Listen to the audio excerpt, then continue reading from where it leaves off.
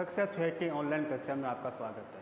जैसे कि मैं आपको गणित विषय का अध्ययन करा रहा हूँ और गणित के अंदर हम विभाज्यता के नियमों को पढ़ रहे थे।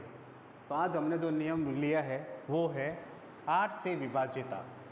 अब 8 से विभाज्यता का नियम क्या होता है, देखिए 4 या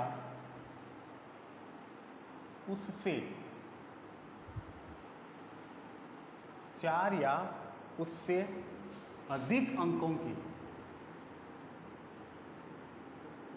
4 या उससे अधिक अंकों की संख्या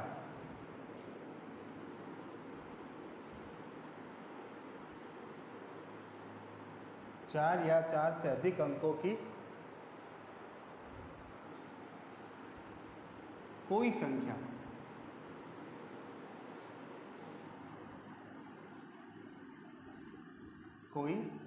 संख्या 8 से विभाज्य होती है या विभाज्य होगी यदि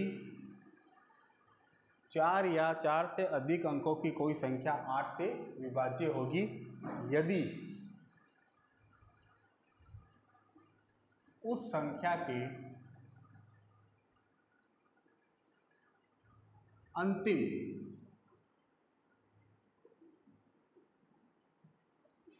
उस संख्या के अंतिम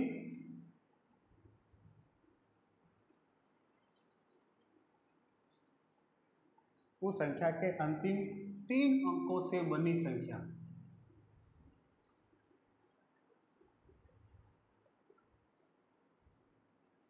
तीन अंकों से बनी संख्या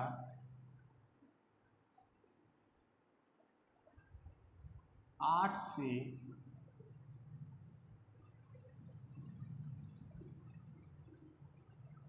विभाज्य हो।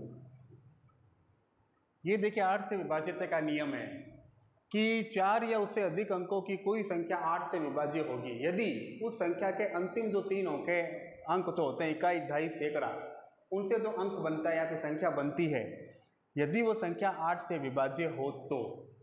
अब इस नियम को हम देखिए उदाहरण के द्वारा समझते हैं।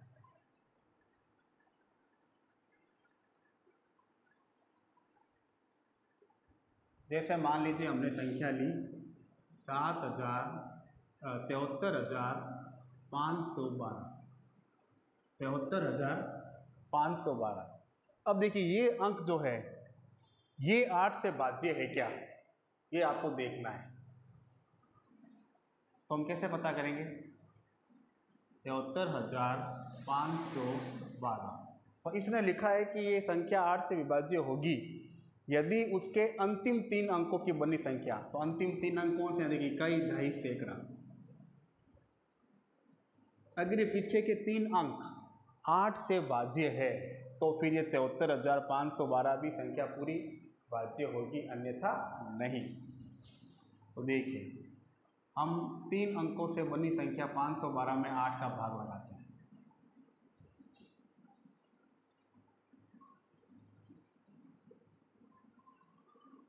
तो देखिए 8 एकम 8, 8 दूनी 16, 8 या 24, 8 चौक 32, 8 पंजे 40, 8 छंग 48, 6 बार गए।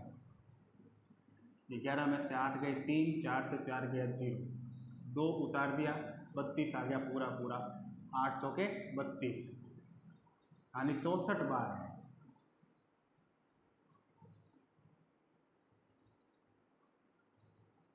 इसका अर्थ कि 73,512 के अंतिम 3 अंकों से बनी संख्या 8 से क्या है? विभाज्य है। तो हम यहाँ लिख देंगे संख्या 73,512 की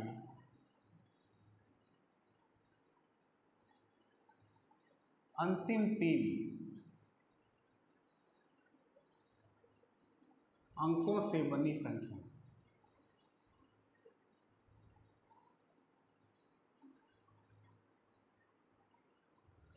73,512 के अंतिम 3 अंकों से बनी संख्या 8 से विभाज्य है।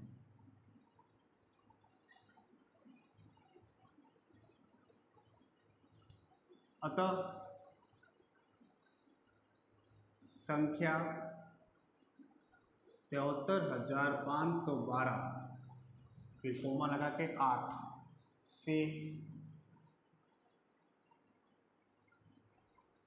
विभाज्य होगी। ये है इसको करने का तरीका। तो आपको पहले नियम लिखना है कि 4 या उससे अधिक अंकों की संख्या 8 से विभाज्य होगी यदि उस संख्या के अंतिम 3 अंकों से बनी संख्या 8 से विभाज्य हो। तो अभी हमने उदाहरण के द्वारा समझा। अब आप कोई भी अंक लीजिए, पर शर्त ये संख्या 4 या उससे अधिक अंकों की होनी चाहिए। 4 या 4 से मतलब 4 से कम अंकों की संख्या नहीं होनी चाहिए। फिर उसके अंतिम 3 अंक लीजिए आप, उसमें 8 का भाग लगाइए। अगर 3 अंकों में 8 का भाग पूरा जाता है तो उस संख्या में भी 8 का भाग पूरा जाएगा। तो मैंने कहना अर्थ ये है कि आप अन्य कोई भी संख्याएं लीजिए और आप स्वयं पता कीजिए कि वह संख्या 8 से भाज्य है या नहीं। धन्यवाद।